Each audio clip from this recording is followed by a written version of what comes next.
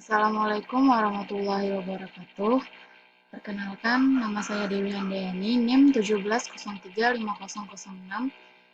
Saya berasal dari Pendidikan Kimia C 2017. Nah, di sini saya berasal dari kelompok 1 yang beranggotakan Aruna Irani, Masni Rahmayanti Geja, dan Marden Octavia Salma Panggabean. Nah, di sini saya sedikit menjelaskan tentang tugas plan pertama, yaitu tentang sifat koligatif larutan untuk materi penurunan titik beku, karena materi saya adalah penurunan titik beku. Baiklah, langsung saja kita mulai untuk menjelaskan ini. Terima kasih sebelumnya kepada Ibu Yeri Madesi selaku dosen pengampu dan Ibu Zona Lia Fitriza. Baiklah, sebelum ke RPP, mungkin saya sedikit menjelaskan tentang chapter design. Nah, di sini chapter design yang saya buat itu mirip seperti peta konsep, yang mana chapter design dari penurunan titik buku yang pertama itu di awal judul besarnya adalah sifat koligatif larutan, yang mana sifat koligatif larutan ini memiliki 4 sifat lainnya. Yang pertama penurunan tekanan uap, kenaikan titik didih, penurunan titik beku, dan terakhir tekanan osmotik. Nah, di sini sifat koligatif larutan terdiri atas penurunan titik beku. Nah, penurunan titik beku ini terdapat tetapan penurunan titik beku yang mana dilambangkan dengan delta TF. Yang dimana delta TF ini sama dengan KF dikali M.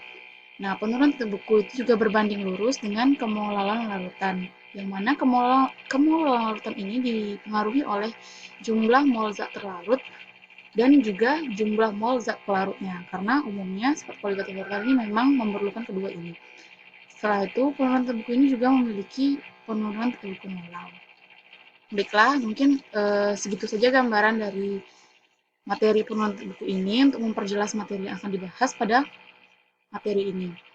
Nah, RPP sedikit saya kembali ke atas untuk menjelaskan tentang RPP.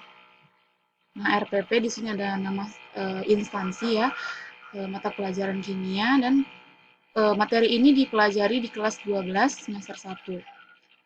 Nah, tujuan pembelajaran dari materi ini yaitu siswa mampu menganalisis penyebab penurunan titik beku suatu larutan dalam kehidupan sehari-hari dengan tepat. Nah, langkah-langkah pembelajaran yang saya gunakan yaitu inquiry learning. Yang mana inquiry learning di sini ada orientasi masalah, merumuskan masalah, merumuskan hipotesis, menyusun hipotesis, mengumpulkan data, dan terakhir menguji hipotesis serta merumuskan kesimpulan. Nah, setelah itu alat dan bahan, mungkin alat dan bahan ini umumnya sama untuk setiap pelajaran, mungkin sedikit perbedaannya itu mungkin di bagian bahan atau media. Karena di sini saya menggunakan video dan PowerPoint berupa PowerPoint percobaan. Nah, pertanyaan-pertanyaan yang mungkin muncul yang akan saya tanyakan pada siswa yaitu yang pertama, jika air dan gula saling dicampurkan, apakah kita membedakan antara air dan gula? Nah, mungkin ini saya akan bahasnya di future mapping saja.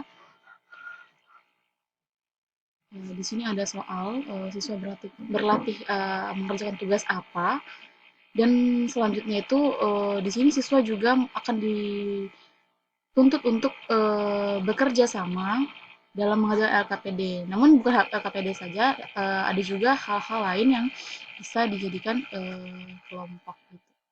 Selanjutnya kesimpulan, tentunya kesimpulan ini dikerjakan oleh guru dan terutama siswa dibantu oleh guru.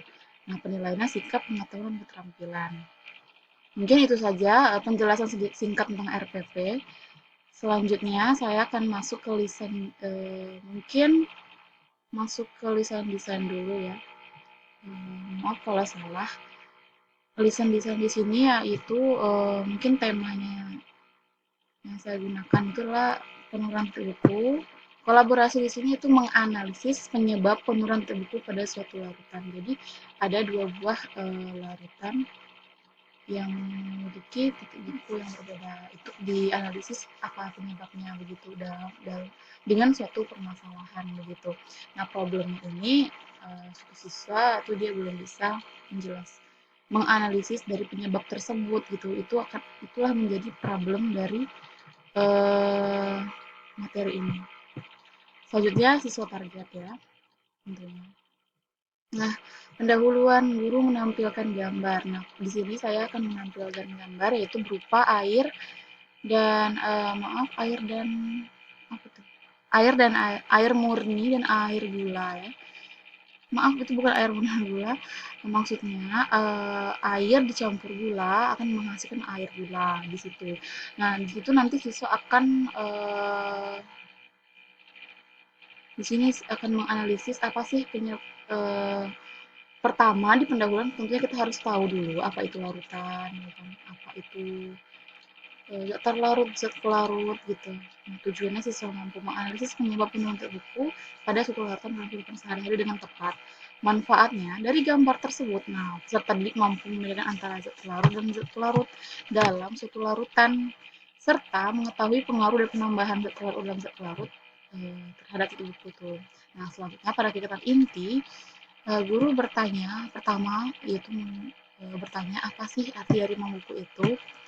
Kemudian merumuskan masalahnya, guru menampilkan video percobaan untuk memotivasi peserta didik dalam belajar. Ya kan?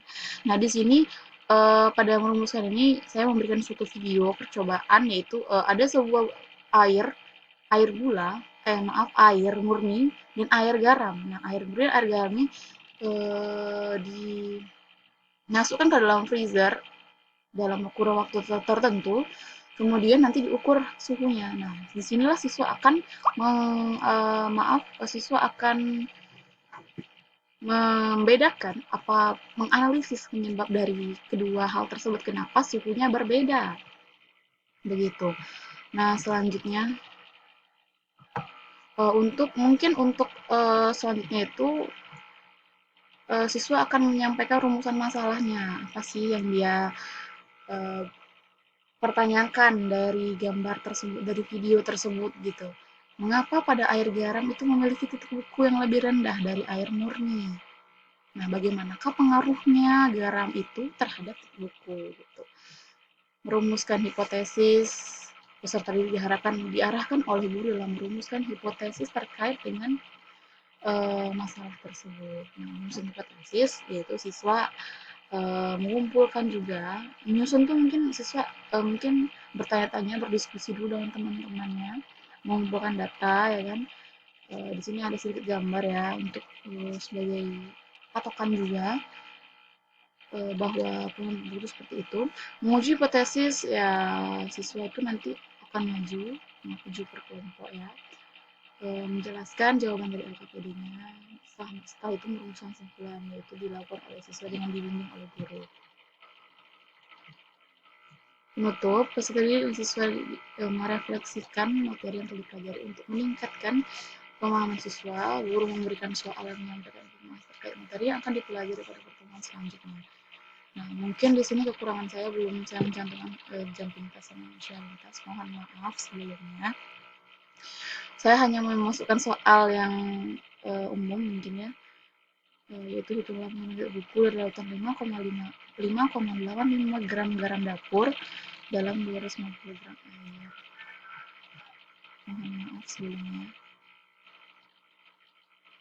Nah, ini feature mapping yang tadi saya bilang. Feature mapping ini kan ada prediksi respon siswa dan antisipasinya.